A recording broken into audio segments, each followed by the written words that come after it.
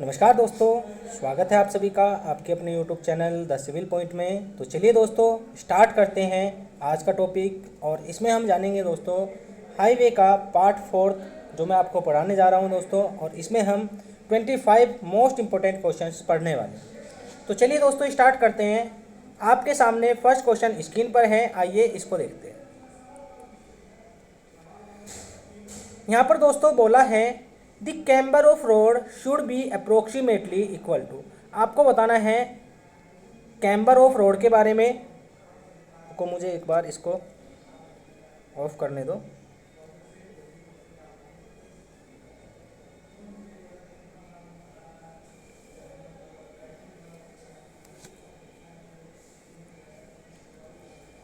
तो चलिए देखते हैं कैम्बर ऑफ रोड क्या होता है। ऑप्शन ए लॉन्गिट्यूडनल ग्रेडियंट के बराबर होता है। Option number B 2 time the longitudinal gradient. Option number C 3 time the longitudinal gradient. Option number D half the longitudinal gradient. तो दोस्तों आपको बताना है इसका राइट आंसर। इसका राइट आंसर हो जाएगा दोस्तों जी इक्वल टू 2c। जी क्या है दोस्तों, यहाँ पर जी है longitudinal gradient.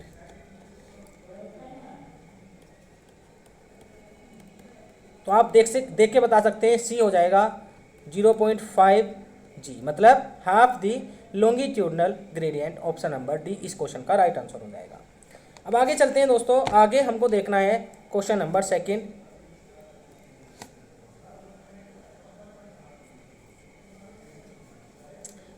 Question number second है दोस्तों, a wheel base of 6.5 metre negotiate a 35 metre curve, find the off tracking. देखो दोस्तों ये बहुत ही इंपॉर्टेंट क्वेश्चन है। इस टाइप के क्वेश्चन आपको अक्सर देखने को मिलते हैं। तो पहले जानते हैं ऑफ ट्रैकिंग क्या होती है, उसी के बाद आप इस क्वेश्चन को सोल्व कर पाएंगे। देखो दोस्तों एक हमारा कर्व होता है हॉरिजॉन्टल कर्व। ये सभी प्रॉब्लम आपको कर्व पे देखने को मिलेगी। तो क्या होता है, मैं यहाँ पर एक व्हीकल बना रहा हूँ इस टाइप से। तो आपने देखा होगा दोस्तों कि जब ये व्हीकल इसको पास करेगा या क्रॉस करेगा तो फ्रंट जो एक्सिल है दोस्तों, फ्रंट एक्सिल ये वाला, ये ऐसे चलेगा और रियर एक्सिल दोस्तों इसके पाथ को फॉलो नहीं करेगा, ये बाहर की तरफ जाएगा ऐसे करके आपको देखने को मिलेगा। तो पेमेंट ये है दोस्तों हमारा, और ये क्या हो रहा है, ये दोस्तों ट्रैक से ऑफ हो रहा है, इसी को बोलते हैं ऑफ ट्रैकिंग। तो ऑफ ट्रैकिंग को अवॉइड करने के लिए हम क्या करते हैं, हम रोड को थोड़ा सा चौड़ा कर देते हैं, मतलब कि एक्स्ट्रा वाइड कर देते हैं। और इसी को क्या बोलते हैं दोस्तों, इसी को बोलते हैं एक्स्ट्रा वाइडनिंग। तो एक्स्ट्रा वाइडनिंग हम दो रीजन के कारण प्रोवाइड कराते हैं। एक दोस्तों mechanical extra widening,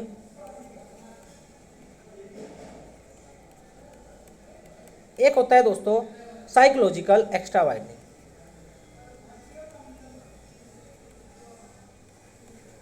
logical extra widening सबसे पहले समझेंगे मैकेनिकल एक्स्ट्रा वाइडनिंग का मतलब क्या है। तो दोस्तों क्या यहाँ पे क्या हो रहा है, यहाँ पे due to the rigidity of wheel base. देखो अगर ये रिजिड नहीं होता तब क्या होता दोस्तों, तब ये इसको फॉलो कर लेता, मतलब रियर एक्सिल फ्रंट एक्सिल को फॉलो करके चलता। अगर इसमें थोड़ी सी फ्लेक्सिबिलिटी होगी तब ये मुड़ जाता है ऐसे। बट अब ये दोस्तों रिजिड है तो ये एक ही स्ट्रेट लाइन में रहने वाले हैं, तो इसके कारण आपको ऑफ ट्रैकिंग देखने को मिल रही है। तो इसके कारण जो ऑफ ट्रैकिंग है इसको अवॉइड करने के लिए मैं एक एक्स्ट्रा विथ प्रोवाइड करा रहा हूँ, जिसको क्या बोलेंगे दोस्तों, मैकेनिकल एक्स्ट्रा वाइडनिंग। तो ये किसके लिए करते हैं, ये करते हैं दोस्तों to avoid the off tracking. दूसरा दोस्तों कुछ साइकोलॉजिकल रीजन होते हैं, जैसे कि अगर आपको कर्व पर ओवरटेक करना है तो उसके लिए भी मैं थोड़ा सा दोस्तों एक्स्ट्रा कर देता हूँ, मतलब उसके लिए भी मैं थोड़ा सा चौड़ा कर देता हूँ रोड को। बट जनरली हम क्या करते हैं, हम कभी भी सिंगल लेन के केस में ओवरटेकिंग ऑपरेशन नहीं करते हैं। Overtaking is not allowed. तो अगर दोस्तों आपसे पूछा जाए कि सिंगल लेन के केस में साइकोलॉजिकल एक्स्ट्रा वाइडनिंग क्या होगी, तो ये आपकी 0 हो जाएगी। ठीक है, डबल लेन या 4 लेन के केस में हम करते हैं, सिंगल लेन के केस में हम इसको यूज़ नहीं करते हैं। सिंगल लेन में सिर्फ और सिर्फ हम मैकेनिकल एक्स्ट्रा वाइडनिंग प्रोवाइड कराते हैं। अब दोस्तों दोनों का वैल्यू लिख लेते हैं, मतलब जो फॉर्मूला होता है दोनों का अलग अलग होता है। अगर मैं बात करता हूँ मैकेनिकल एक्स्ट्रा वाइडनिंग, तो ये हो जाता है दोस्तों NL²/2R। साइकोलॉजिकल होता है दोस्तों PSY, ये होता है V/9.5√R। ये दोस्तों V kmph में है, R मीटर में है। ठीक है, यहाँ पर दोस्तों N क्या है, N है दोस्तों नंबर ऑफ लेन, L है दोस्तों लेंथ ऑफ व्हील बेस। अगर क्वेश्चन में दिया है तो अच्छी बात है, नहीं दिया दोस्तों तो आपको अपने पास से अडोप्ट करना पड़ता है। एज पर IRC ये होता है दोस्तों 6.1 मीटर। मतलब जो आप ये देख रहे हैं, ये फ्रंट एक्सिल, ये रियर एक्सिल, और ये दोस्तों हो जाएगी व्हील बेस, और इसकी लेंथ कितनी लेते हैं 6.1 मीटर। क्वेश्चन में क्या दिया दोस्तों, क्वेश्चन में स्पीड नहीं दिया है और ना ही आपको पूछा है, मतलब नहीं आपको दिया है दोस्तों लेन के बारे में कि लेन कौन सा है, डबल लेन है या सिंगल लेन है। अगर लेन के बारे में नहीं दिया है तब आपने सिंगल लेन एज्यूम करना है, सिंगल लेन। और सिंगल लेन के केस में कभी भी हम साइकोलॉजिकल एक्स्ट्रा वाइडनिंग नहीं निकालते हैं। वैसे भी आप नहीं निकाल सकते हैं क्योंकि इसमें V का वैल्यू नहीं दिया है। तो आइए देखते हैं, हमको निकालना है दोस्तों मैकेनिकल एक्स्ट्रा वाइडनिंग। तो ये हो जाएगा आपका मैकेनिकल एक्स्ट्रा वाइडनिंग WM, ये हो जाएगा दोस्तों NL²/2R। N क्या है, नंबर ऑफ लेन, अगर नहीं दिया है तो 1 लेंगे। L क्या है दोस्तों, लेंथ ऑफ व्हील बेस, दिया है 6.5, तो इसको ले लेंगे 6.5 का स्क्वायर, और ये हो जाएगा आपका 2 × R। R कितना है दोस्तों 35। आप यहाँ से सोल्व करेंगे इसको, तो ये आएगा आपका 6.5² / 70, ये आएगा दोस्तों आपका 0.6 मीटर। मतलब ऑप्शन नंबर बी इसका राइट हो जाएगा। अब चलते हैं दोस्तों क्वेश्चन नंबर 2 पर। Question number 3, identify the test that is not commonly used to measure the strength of soil subgrade in highway pavement. आपको बताना है दोस्तों जो हमारा सोइल सबग्रेड होता है, सोइल सबग्रेड, उसकी प्रॉपर्टीज़ को जानने के लिए हम कुछ टेस्ट करते हैं। तो आपको बताना है इन 4 टेस्ट में से वो टेस्ट जिसको हम यूज़ नहीं करते। पहला है दोस्तों स्टैंडर्ड पेनिट्रेशन टेस्ट, दूसरा है दोस्तों प्लेट बियरिंग टेस्ट, तीसरा है ट्रायक्सियल कंप्रेशन टेस्ट, डी है दोस्तों कैलिफोर्निया बियरिंग रेशो टेस्ट। तो दोस्तों इसमें राइट आंसर हो जाएगा ऑप्शन नंबर ए। मतलब हम स्टैंडर्ड पेनिट्रेशन टेस्ट, या फिर इसको शॉर्ट फॉर्म में लिखते हैं SPT, इसको हम परफॉर्म नहीं करते हैं इन केस ऑफ सोइल सबग्रेड। हम इसको दोस्तों जियोटेक्निकल प्रॉपर्टीज निकालने के लिए यूज करते हैं, जैसे कि shear strength parameter, shear strength parameter, जैसे कि दोस्तों C5। ये क्या है, ये दोस्तों शियर स्ट्रेंथ पैरामीटर है, आप सॉइल मैकेनिक्स में पढ़ते हैं इनको। दूसरा दोस्तों हम बियरिंग कैपेसिटी निकालते हैं with the help of SPT, bearing capacity, ये सभी चीज़ हम निकालते हैं SPT से। पर दोस्तों हम यहाँ से सब ग्रेड के लिए मॉडुलस ऑफ सब ग्रेड नहीं निकाल सकते हैं, ठीक है। तो इसलिए आपका राइट आंसर हो जाएगा ऑप्शन नंबर ए। अब चलते हैं क्वेश्चन नंबर 4 पर। A vehicle was stopped in 2 second by fully jamming the brakes, the skid mark measured 9.8 metre, the average skid resistance coefficient will B.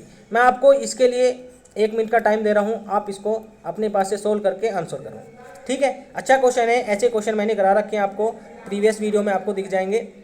यहाँ पर दोस्तों T कितना दिया है, T दिया है 2 सेकेंड, और S कितना दिया है, स्किड मार्क 9.8 मीटर। आपको बताना है F क्या होता है, A/G। तो आपको निकालना है सबसे पहले A। अगर आप A निकाल लेते हैं, यहाँ पे रखेंगे G का वैल्यू, आपको पता ही होगा, और डिवाइड करके आप निकाल सकते हैं F का वैल्यू, ठीक है। तो आप खुद से करें, मैं वेट कर रहा हूँ इतने।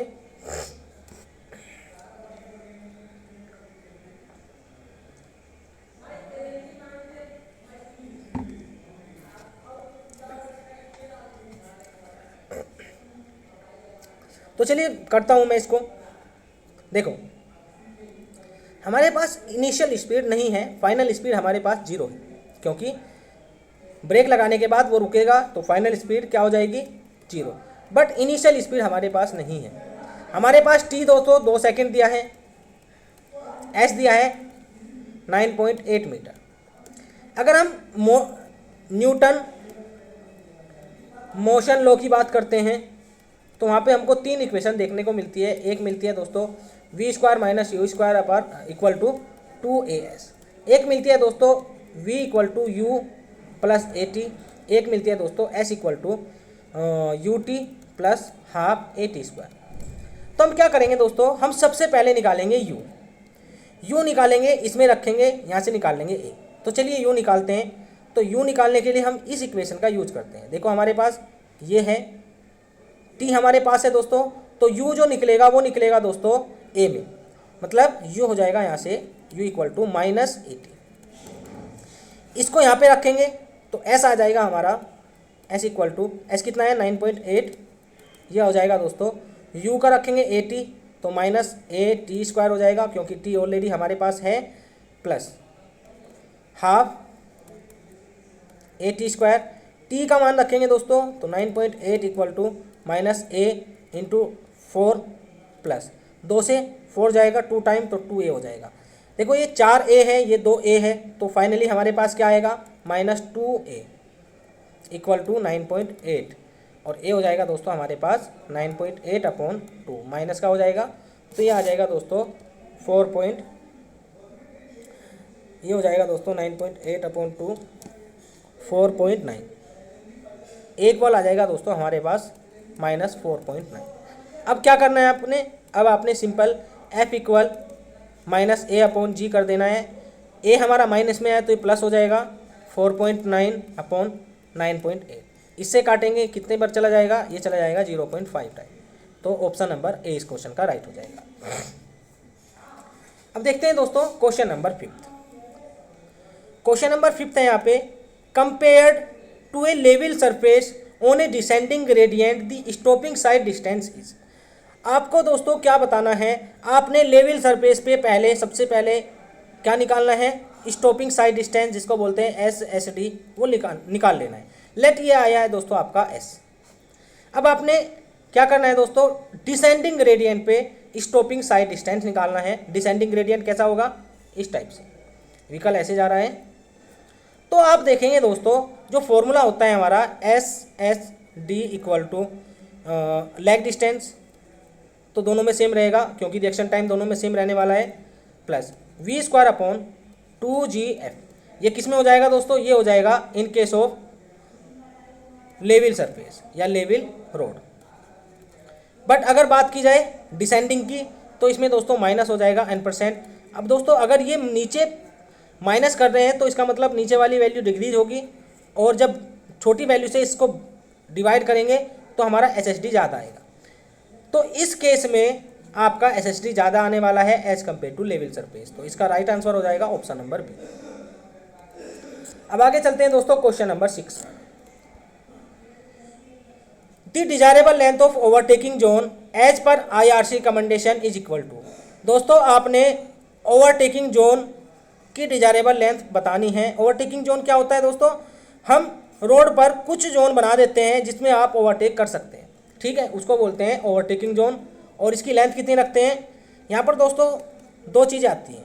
एक होता है दोस्तों डिजायरेबल लेंथ,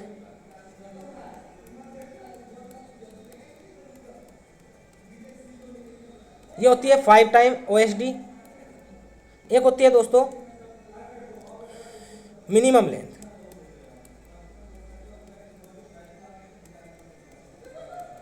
ये होती है दोस्तों 3 टाइम OSD। मतलब डिजायरेबल कितनी होती है 5 टाइम, और मिनिमम इससे कम हम प्रोवाइड नहीं कराएंगे 3 टाइम OSD। तो इसका राइट आंसर हो जाएगा ऑप्शन नंबर डी। हमको पूछा है डिजायरेबल लेंथ। अब समझते हैं दोस्तों OSD क्या होता है। देखो मैं यहाँ पे बना के दिखा रहा हूँ आपको OSD के बारे में। ये हमारा रोड है, यहाँ पर दोस्तों एक व्हीकल ये है और एक व्हीकल ये है बी व्हीकल और ये है ए व्हीकल। अब क्या करना है, ए व्हीकल को बी को पास करना है। तो दोस्तों ये हो जाएगा फास्ट मूविंग व्हीकल, क्योंकि अगर ओवरटेक करना है तो इसकी स्पीड ज़्यादा होनी चाहिए, इसकी स्पीड कम होनी चाहिए। ये हो जाएगा स्लो मूविंग व्हीकल। तो दोस्तों ऐसा नहीं है कि आप एकदम से इसको ओवरटेक कर लेंगे, कुछ टाइम आपने क्या करना है दोस्तों, इसके पीछे चलना है और उसको क्या बोलेंगे, रिएक्शन टाइम।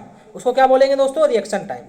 तो रिएक्शन टाइम में आपने क्या करना है, रिएक्शन टाइम में आपने अपनी स्पीड को, इस स्पीड को इसके बराबर करके कुछ टाइम तक इसके पीछे चलना है। अब वो टाइम कितना है दोस्तों, वो टाइम लेते हैं TR = 2 सेकेंड। ठीक है, उसके बाद ही आप क्या करेंगे, देखो जब ये ऐसे चलेगा तो बी यहाँ पे आ जाएगा। ठीक है, बी यहाँ पे आ जाएगा और ए क्या करेगा दोस्तों, इसको क्रॉस करके यहाँ पे आ जाएगा। ठीक है, और इधर से दोस्तों एक व्हीकल ये भी आएगा, ये व्हीकल यहाँ पे आ जाएगा इसी टाइम में, टाइम t, जब ये यहाँ से यहाँ तक आया है। तो हमारे पास एक डिस्टेंस ये आएगी d1, एक डिस्टेंस दोस्तों देखो ये हो जाएगा आपका b1, b2 और ये a2, ये a1। ठीक है, तो ये आएगा दोस्तों आपका s1 और ये आपका आएगा s2 और ये आएगा दोस्तों आपका b1 b। तो यहाँ पे आपको 3 डिस्टेंस मिल जाएगी, ये आएगा आपका d3। ठीक है, तीनों डिस्टेंस क्या है, एक बार चलो इसको रहने दो, चलो ठीक है, क्वेश्चन समझना है बस। हमको क्या निकालना है, OSD। तो OSD हो जाएगा आपका d1 + d2 + d3। d1 क्या है, d1 है दोस्तों जब A और B दोनों एक साथ चल रहे थे तो A की जो स्पीड थी वो B की स्पीड के बराबर थी। तो d1 हो जाएगा यहाँ पे VB × TR, रिएक्शन टाइम में चलेगा ये। d2 क्या है दोस्तों, d2 है देखो ये B यहाँ पे पहुँचा तो ये A यहाँ पे पहुँचा दोस्तों और B यहाँ पे पहुँचा और A यहाँ पे पहुँच गया। मतलब जैसे ही A ने इसको फॉलो करना चालू किया, अब दोस्तों क्या होगा, A तो यहाँ पे पहुँच जाएगा और B यहाँ पे पहुँच जाएगा। तो ये इसको ओवरटेक करेगा, ओवरटेक करने के बाद A यहाँ पे पहुँच जाएगा। तो आप देख रहे हैं दोस्तों, ये बोलेंगे हम B1, ये B2, ये आई थिंक मैंने कुछ मिस्टेक कर दी है, चलो यार उसी से देखते हैं, ये गलत हो गया।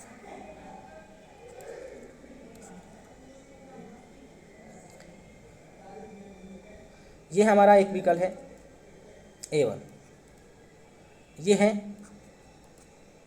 B1। ठीक है, तो क्या होगा दोस्तों, ये इसको फॉलो करता हुआ चलेगा तो B1 यहाँ पे पहुँच जाएगा और A1 A2 पे पहुँच जाएगा, B2 यहाँ पे पहुँच जाएगा और ये जब इसको क्रॉस करेगा, क्रॉस करके यहाँ पे आ जाएगा A3। ठीक है, ये सही है, यहाँ पे पहुँच जाएगा C2, C1 से C2 तक पहुँच जाएगा। तो आप देख रहे हैं, इसको बोला हमने D1, इसको बोला हमने दोस्तों S, इसको बोला मैंने B और इसको बोला मैंने S। ठीक है, तो S क्या है, S है दोस्तों मिनिमम क्लियर स्पेसिंग बिटवीन दी 2 व्हीकल। क्योंकि देखो दोस्तों, अगर आप इसको क्रॉस करना चाहते हैं तो आपने मेंटेन रखना होगा मिनिमम गैप, जिससे कि आप इससे कोलैप्स ना करेंगे। ठीक है, ऐसे ही आपने जब इसको ओवरटेक कर लेना है तब भी आपने एक मिनिमम गैप मेंटेन करके रखना है, जिससे कि आपस में ये कोलैप्स ना हो। ठीक है, ये होता है आपका S।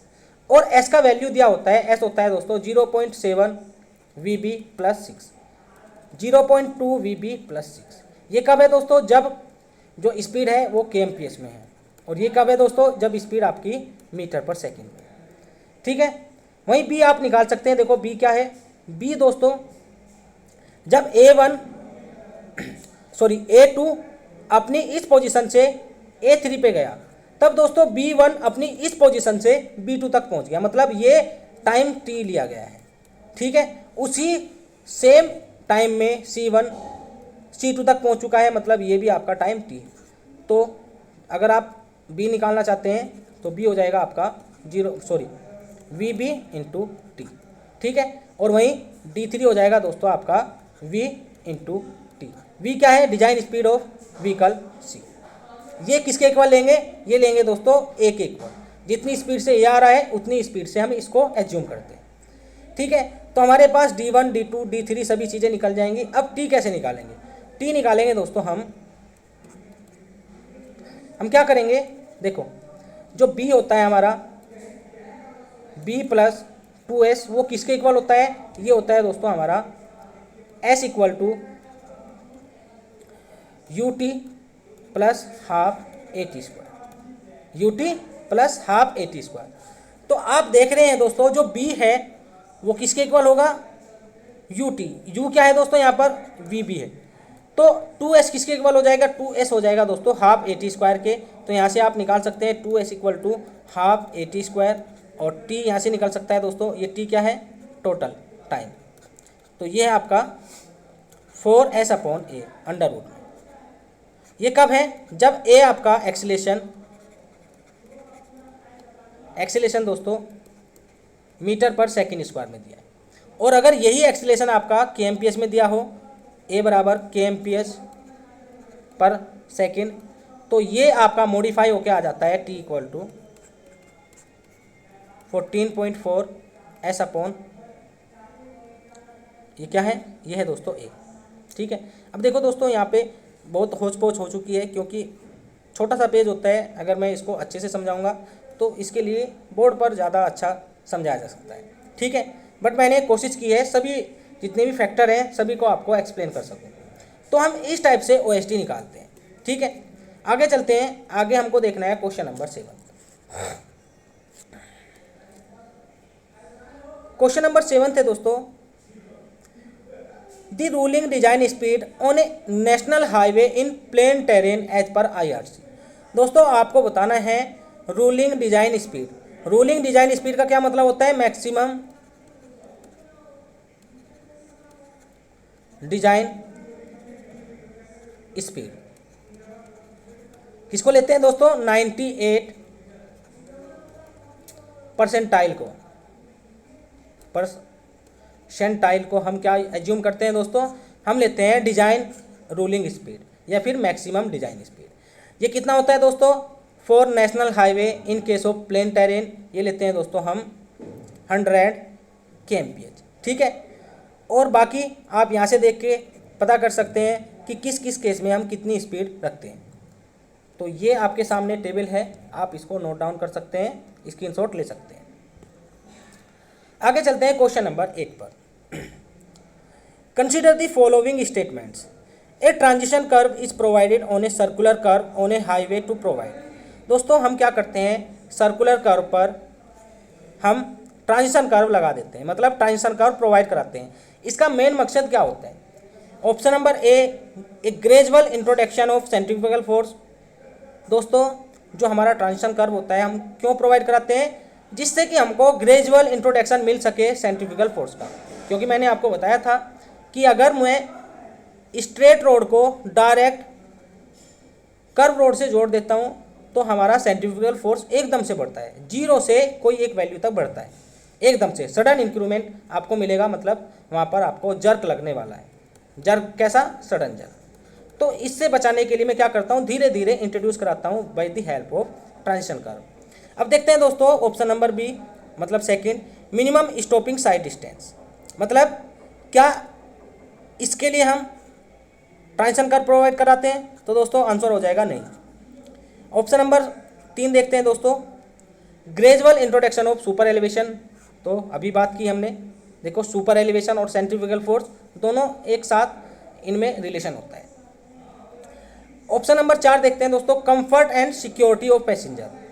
तो देखो अगर सडन जर्क लग रहा है तो दोस्तों वहाँ पर जो पैसेंजर है वे डिसकम्फर्ट फील करेंगे, तो उनको दोस्तों कंफर्ट फील कराने के लिए हम क्या करते हैं, हम ट्रांजिशन कर्व प्रोवाइड कराते हैं।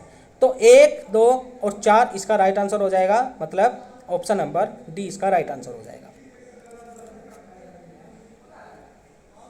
अब देखते हैं दोस्तों question number 9। Full amount of super elevation on a horizontal curve is provided eight. आपको बताना है जो हम full amount of super elevation provide कराते हैं F इक्वल टू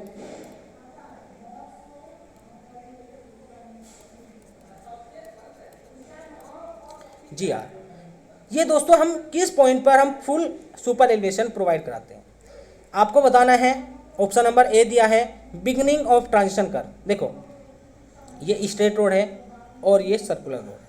आपने क्या करना है, इसको स्मूथली इससे ज्वाइन करना है by the help of transition curve. अगर यहाँ पे बात की जाए इस पॉइंट पे, तो इस पॉइंट पे दोस्तों जो सेंट्रीफ्यूगल फोर्स होगा वो 0 होगा, क्योंकि R क्या है, R इन्फिनिटी है। तो R यहाँ पे रखेंगे, F आ जाएगा आपका 0। तो क्या यहाँ पे आपको सुपर एलिवेशन देने की रिक्वायरमेंट होगी? नहीं दोस्तों, हम यहाँ पे कोई भी सुपर एलिवेशन नहीं देंगे। बट जैसे ही आप इसको क्रॉस करेंगे धीरे धीरे सुपर एलिवेशन का मान सेंट्रीफ्यूगल फोर्स का मान बढ़ता चला जाएगा और आप देखेंगे दोस्तों इस पॉइंट पर जाके ये मैक्सिमम हो जाएगा और उसके बाद कांस्टेंट, क्योंकि सर्कुलर कर्व की जो रेडियस होती है वो कांस्टेंट होती है, उसके बाद ये आपका कांस्टेंट रहने वाला है। तो ये है दोस्तों वो पॉइंट जिस पर हम सबसे ज़्यादा सेंट्रीफ्यूगल फोर्स देखेंगे और इसी पर हम दोस्तों सबसे ज़्यादा सुपर एलिवेशन प्रोवाइड कराएंगे। और ये क्या है, बिगनिंग ऑफ सर्कुलर कर्व। इसके बाद हम सेम रख देंगे। तो ये हो जाएगा दोस्तों आपका एंड ऑफ ट्रांजिशन कर्व या फिर beginning of circular curve, option number सी।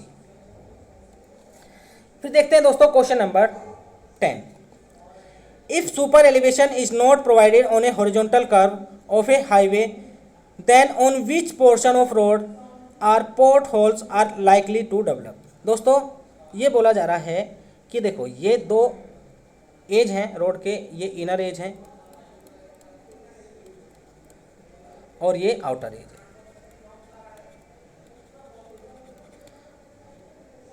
और ये रोड कुछ इस टाइप से जा रहा है अंदर की ओर, ठीक है।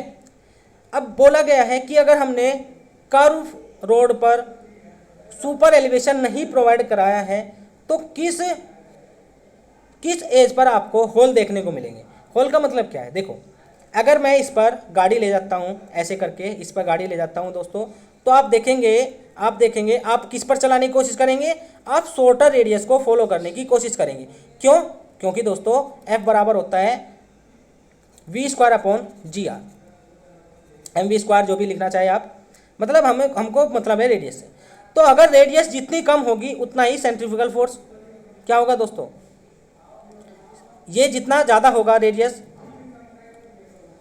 तो उतना ही आपको सेंट्रीफ्यूगल फोर्स कम मिलेगा, ठीक है।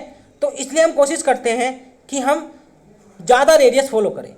हम क्या करते हैं दोस्तों, ज़्यादा रेडियस फॉलो करने की कोशिश करते हैं। और आप देखेंगे दोस्तों अगर हमने सुपर एलिवेशन प्रोवाइड नहीं कराया है तब जो आपका व्हीकल है वो टिल्ट हो जाएगा, ठीक है, टिल्ट हो जाएगा और इस वाले इनर एज पर आपका ज़्यादा दबाव पड़ेगा। इस इनर एज पर या फिर क्या लिख सकते हैं, इनर टायर पर ज़्यादा प्रेशर पड़ेगा, ठीक है। और धीरे धीरे ये अंदर की ओर खींचता चला जाएगा, क्योंकि फोर्स क्या कर रहा है, फोर्स इंक्रीज करेगा जैसे जैसे हम अंदर की ओर जाएंगे, ठीक है। और यही काम करता है centrifugal force.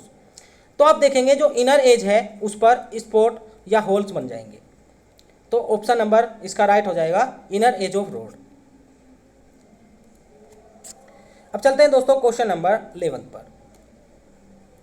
What is the absolute minimum radius of curve for safe operation at a speed of 110 kmph?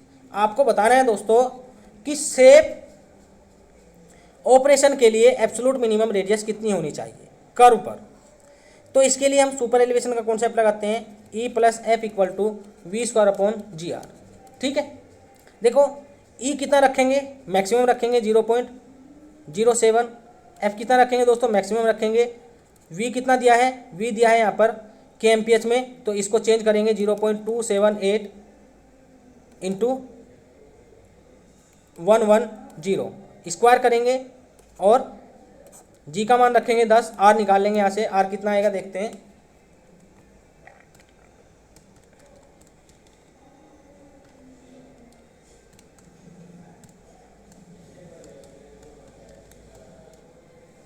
यह आएगा दोस्तों हमारा, अगर मैं 9.8 यूज़ कर रहा हूँ तो 440 और 10 यूज़ कर रहा हूँ दोस्तों 425। ऑप्शन नंबर A C इसका राइट आंसर हो जाएगा। अब देखते हैं दोस्तों question number 12। The braking efficiency mainly depend upon, आपको बताना है जो ब्रेक की इफिशिएंसी होती है वो किस पर डिपेंड करती है। तो सिंपल है, ये करती है दोस्तों फ्रिक्शन पर, क्योंकि जो हम ब्रेकिंग डिस्टेंस निकालते हैं उसमें हम यूज़ करते हैं दोस्तों फ्रिक्शन का।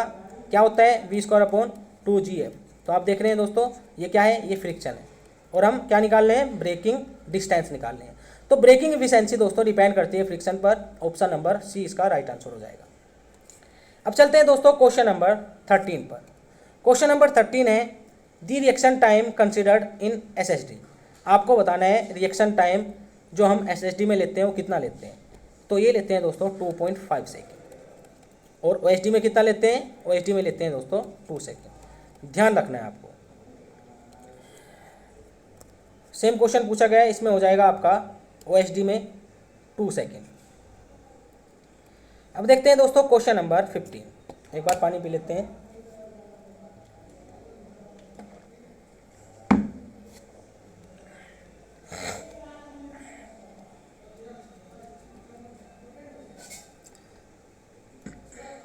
क्वेश्चन नंबर 15 है the curve provided at the change of gradient is called. अब देखो ये क्वेश्चन बहुत ही कॉन्सेप्चुअल है। आपको बताना है जब ग्रेडियंट चेंज होता है तो कौन सा कर्व हम प्रोवाइड कराते हैं। तो आपका मोस्टली आंसर बी होगा, ट्रांजिशन कर्व, बट ऐसा नहीं है। मैं बता रहा हूं दोस्तों कौन सा कर्व प्रोवाइड कराते हैं। देखो ग्रेडियंट का मतलब क्या होता है, ग्रेडियंट का मतलब होता है दोस्तों राइज और फॉल। मतलब अगर राइज और फॉल चेंज हो रहा है, आप ऐसे चल रहे हैं, आप ऐसे चल रहे हैं, और एकदम से दोस्तों आप नीचे जा रहे हैं, मतलब आप पहले राइज कर रहे हैं और फिर आप डिसेंडिंग जा रहे हैं, मतलब फॉल कर रहे हैं। तो इस वाले पॉइंट पर हम कौन सा कर्व प्रोवाइड कराएंगे। तो ये प्रोवाइड कराएंगे दोस्तों वर्टिकल कर्व, क्योंकि देखो अगर हम यहाँ पे कोई भी कर्व प्रोवाइड नहीं कराते हैं तो क्या होगा, आप सीधा आसमान में पहुँच जाएंगे। ठीक है, इसलिए मैं क्या करता हूँ, इसको धीरे धीरे ऐसे कर्व फॉर्म में लाता हूँ। कौन सा कर्व, वर्टिकल कर्व। ठीक है, और वर्टिकल में कौन सा होता है दोस्तों, सबमिट कर्व होता है, सबमिट कर्व। अगर इसकी आइडियल फॉर्म पूछी जाए आपसे तो आइडियल फॉर्म क्या होती है, सर्कुलर। और अगर दोस्तों इसकी आपको प्रीफरेबल से पूछी जाए, मतलब जिसको प्रीफर्ड करते हैं, वो कौन सी होती है, ये होती है दोस्तों क्यूबिक पैराबोला 3 डिग्री। ठीक है, क्योंकि दोस्तों सर्कुलर कर्व आइडियल है। बिकॉज आइडियल क्यों है, क्योंकि इसके हर एक पॉइंट पर आपको रेडियस सेम मिलेगी। सर्कल की रेडियस सेम होती है, इसलिए हर एक पॉइंट पर आपको दोस्तों एसएसडी सेम मिलने वाला है। एसएसडी चेंज नहीं होता है, इसलिए हम क्या मानते हैं, आइडियल फॉर्म सर्कुलर होती है, बट इसको इंट्रोड्यूस कराना बहुत ही मुश्किल होता है। इसलिए हम क्या यूज़ करते हैं, क्यूबिक पैराबोला, और जो कि सेम रिजल्ट देता है जैसे कि सर्कुलर कर्व। तो ये भी आपको ध्यान रखना है। आगे चलते हैं question number 16। The ratio between centrifugal force and the weight of vehicle is called. आपको बताना है P/W क्या होता है। तो इसको बोलते हैं दोस्तों इम्पैक्ट फैक्टर और सेंट्रीफ्यूगल रेशियो, दोनों नाम से जानते हैं। आपको दोनों नाम ध्यान रखने हैं। यहाँ पे पूछा गया है दोस्तों, यहाँ पे दिया है impact factor, impact ratio, centrifugal factor, centrifugal impulsion. तो आपको ध्यान रखना है, ये होता है इम्पैक्ट फैक्टर एंड या फिर centrifugal ratio. Option number A इस क्वेश्चन का राइट आंसर हो जाएगा। अब चलते हैं दोस्तों क्वेश्चन नंबर 17 पर। The extra widening is the sum of. आपको बताया दोस्तों एक्स्ट्रा वाइडनिंग किस किस का सम होता है। अभी हमने देखा ये होता है mechanical as well as psychological extra widening. ठीक है, ऑप्शन नंबर ए इस क्वेश्चन का राइट आंसर हो जाएगा। नेक्स्ट क्वेश्चन पर चलते हैं।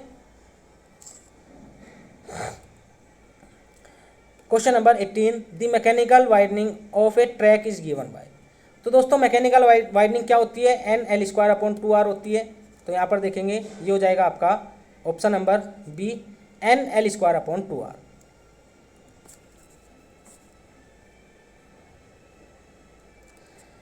इस क्वेश्चन में दोस्तों आपको निकालना है ऑफ ट्रैकिंग। आपको क्या दिया है, आपको लेंथ ऑफ व्हील बेस दिया है, रेडियस दिया है, तो देखो अगर वहाँ पे मेंशन नहीं है कि कितने लेन का रोड है तो आपको सिंगल यूज करना है, सिंगल लेन, जिसके लिए एन का वैल्यू कितना हो जाएगा 1। और इस केस में दोस्तों साइकोलॉजिकल एक्स्ट्रा वाइडनिंग को आपको अवॉइड करना है। ठीक है, आपने निकालना है सिंपल WM, और ये कितना होता है NL²/2R। एन कितना है, एन है दोस्तों 1, एल कितना है 6.1, स्क्वायर करेंगे और आर लिखेंगे दोस्तों 2 × R, आर हो जाएगा आपका 120। तो ये हो जाएगा आपका 6.1 स्क्वायर अपॉन 240 मतलब 0.155। तो ये हो जाएगा ऑप्शन नंबर डी। अब देखते हैं नेक्स्ट क्वेश्चन। नेक्स्ट क्वेश्चन है दोस्तों, extra width required on 2 lane pavement for a radius of curve 100 metre as recommended by IRC। तो आपको बताना है दोस्तों कि 100 मीटर रोड है, ठीक है, उस केस में 2 लेन के केस में दोस्तों एक्स्ट्रा वाइडनिंग क्या होगी। तो देखो सेम वही कॉन्सेप्ट लगाएंगे। अगर आपको नहीं दिया है तो हम सिर्फ और सिर्फ मैकेनिकल एक्स्ट्रा वाइडनिंग निकालेंगे NL²/2R। एन कितना है 2, एल कितना है दोस्तों 6.1 का स्क्वायर करेंगे, क्योंकि अगर नहीं देता है तो इसको लेते हैं। 2 × R कितना है, R है दोस्तों आपका 100। तो यहाँ से हम क्या कर देंगे 6.1 स्क्वायर अपॉन 100 कर देंगे सिंपल, 2 से 2 कट जाएगा। तो ये आ जाएगा दोस्तों 0.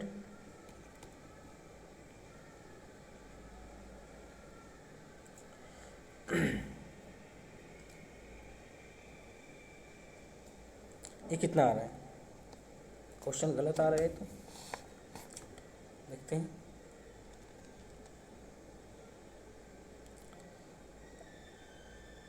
सिक्स 6.1 स्क्वायर अपॉन 100 0.372 मीटर आ रहा है। यहाँ पे ऑप्शन नहीं है। अब आगे देखते हैं इसमें क्या लिखा है। IRC recommends a value of 0.9 meter for 2 lane payment for radius of 100 meter. This value decrease with increase in length of curve. तो दोस्तों आप इसको यूज कर सकते हैं। देखो ये डायरेक्ट वैल्यू दिया है IRC ने, इसका कोई भी कॉन्सेप्ट नहीं है कहाँ से आया कैसे आया है, सिर्फ आपको ये वैल्यू याद रखना है 0.9 मीटर। ठीक है, तो ऑप्शन नंबर डी इस क्वेश्चन का राइट आंसर हो जाएगा। आगे चलते हैं दोस्तों क्वेश्चन नंबर 21। क्वेश्चन नंबर 21 है, expansion joints are provided if the length of concrete structure exceed. देखो जो हमारे एक्सपेंशन जॉइंट होते हैं वे हमारे दोस्तों इस टाइप से हम प्रोवाइड कराते हैं, उनके बीच में हम गैप भी छोड़ते हैं।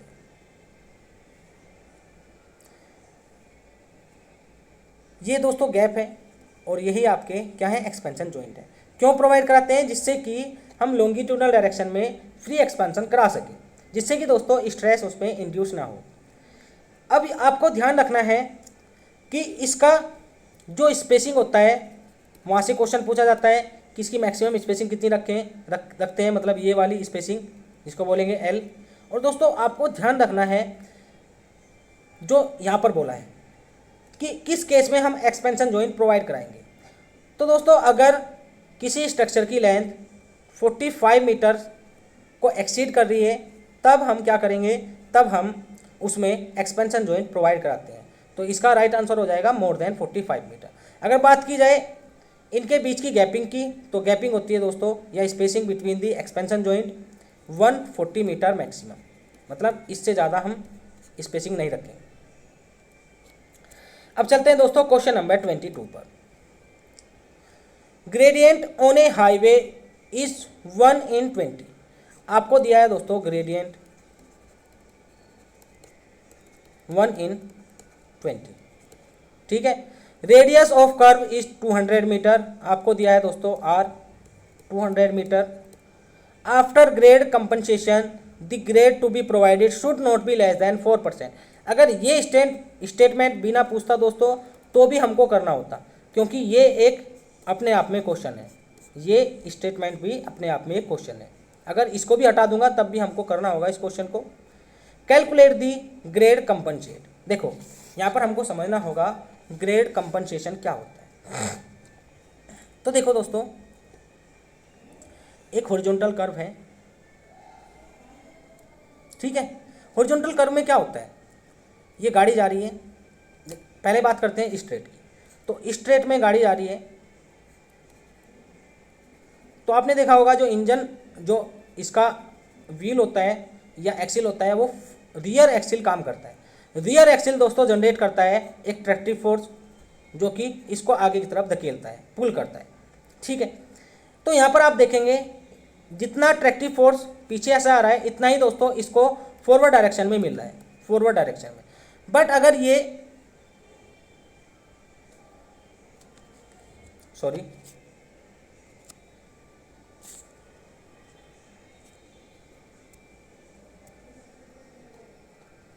कहाँ थे हम, बट अगर मैं इसी को बात करता हूं दोस्तों सर्कुलर कर्व पर, तो सर्कुलर कर्व में आप देखेंगे इस टाइप से। तो देखो ये लगाएगा जो फोर्स वो स्ट्रेट लगाएगा ऐसे, बट इसकी जो डायरेक्शन है मोशन की वो ऐसे है। तो इनके बीच में एक एंगल बनता है थीटा।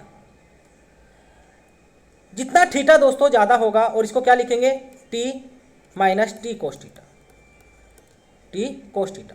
देखो ये क्या है, ये टी है और ये है दोस्तों टी कोस थीटा, और T minus T cos theta क्या हो जाएगा, ये हो जाएगा दोस्तों कर्व रेजिस्टेंस। तो अगर मैं थीटा को 0 रख देता हूँ, इसका मतलब क्या है, इनके बीच में कोई भी एंगल नहीं होगा, ट्रैक्टिव फोर्स उसी डायरेक्शन में लगेगी जिस डायरेक्शन में व्हीकल का मोशन हो रहा है। तो आपका कोई भी कर्व रेजिस्टेंस नहीं होगा। बट कर्व के रोड में आपको थीटा देखने को मिलता है, तो इसमें आपका कर्व रेजिस्टेंस आपको देखने को मिलता है। सेम दोस्तों अगर कर्व रोड है प्लस उस पर ग्रेडियंट भी है, तो ग्रेडियंट भी है तब तो ज़्यादा प्रॉब्लम फेस करेगा व्हीकल, क्योंकि आपने देखा होगा अगर आप किसी अपग्रेड पर चढ़ते हैं तो आपकी जो पुलिंग पावर है वो कम हो जाती है। और अगर इसको मैं घुमा देता हूँ तो आप देखेंगे दोस्तों ट्रैक्टिव फोर्स बहुत ही कम हो जाता है। इससे बचाने के लिए मैं क्या करता हूँ, इस ग्रेड को कंपनसेट करता हूँ, इस ग्रेड को दोस्तों कम करता हूँ, ठीक है। तो यहाँ पर हम ग्रेड कंपनसेशन निकालते हैं, तो इसका जो वैल्यू होता है दोस्तों ये होता है ग्रेड कंपनसेशन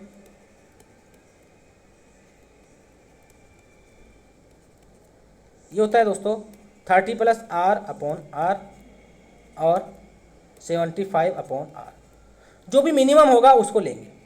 और कभी भी दोस्तों जो कंपनसेटिंग ग्रेडियंट है, कंपनसेटेड ग्रेडियंट है, वो हम कभी भी 4% से कम नहीं लेंगे।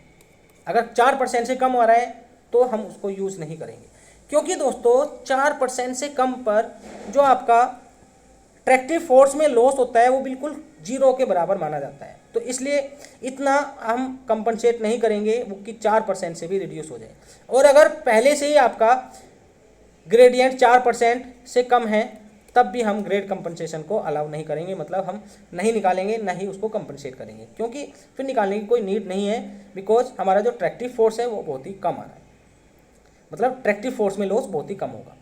तो इस केस में आपसे पूछा है, आपको दिया है दोस्तों ग्रेडियंट 1/20, जब इसको 100 से मल्टीप्लाई करेंगे कितना आ जाएगा, यह आ जाएगा दोस्तों 5%। तो आप देखेंगे दोस्तों 4% से ज़्यादा है, तो हम यहाँ पर ग्रेड कंपनसेशन लगा के देखेंगे। तो ये हो जाएगा दोस्तों आपका 30 + R कितना है, R है दोस्तों 200/200, तो कितना आ रहा है 230/200, ये आ रहा है दोस्तों आपका 1.15। फिर देखेंगे दोस्तों 75/200 करके, तो यहाँ से आपका कम आएगा 0.375।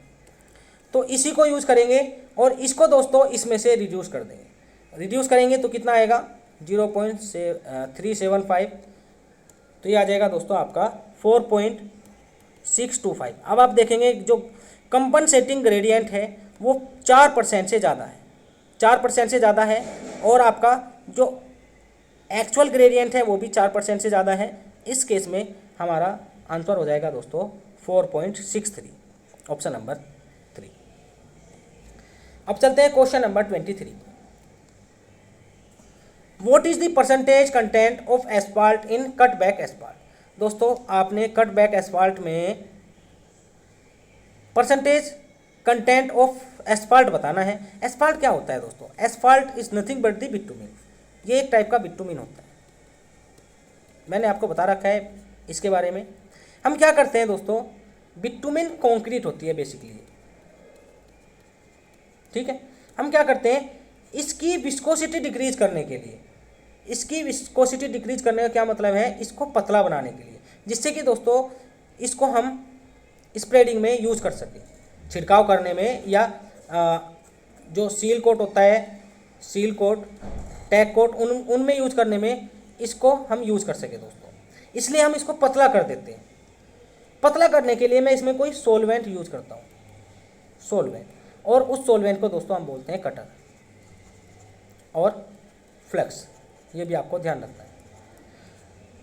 इससे क्या होगा, इसकी विस्कोसिटी डिक्रीज हो जाएगी, आप इसको स्प्रेडिंग में यूज़ कर सकते हैं। और इसमें दोस्तों हम एस्फाल्ट की मात्रा रखते हैं 80%। ऑप्शन नंबर डी या 4 इस क्वेश्चन का राइट आंसर हो जाएगा। अब चलते हैं क्वेश्चन नंबर 24 पर। दोस्तों इस क्वेश्चन में आपने बताना है डक्टिलिटी वैल्यू ऑफ बिटुमिन। ये दोस्तों आपको कंपेयर करना है विद टार, मतलब टार की ज़्यादा होती है या फिर बिटुमिन की ज़्यादा होती है। तो दोस्तों टार की डक्टिलिटी वैल्यू ज़्यादा होती है, इसलिए जो बिटुमिन की होती है वो लेस हो जाएगी, लेस देन दैट ऑफ टार, ठीक है। अब आगे देखते हैं question number 25। What is the approximate bitumen content in refined asphalt. तो दोस्तों रिफाइंड एस्फाल्ट में बिटुमिन की परसेंटेज आपसे पूछी है, तो ये कितनी हो जाएगी, 52%।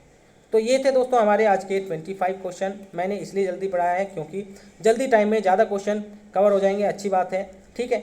और मैंने आपको हर एक पॉइंट के बारे में बताया है, तो आई होप आपको कोई भी डाउट ना रहे इससे। तो चलिए दोस्तों मिलते हैं नेक्स्ट वीडियो लेक्चर में। Thank you for watching.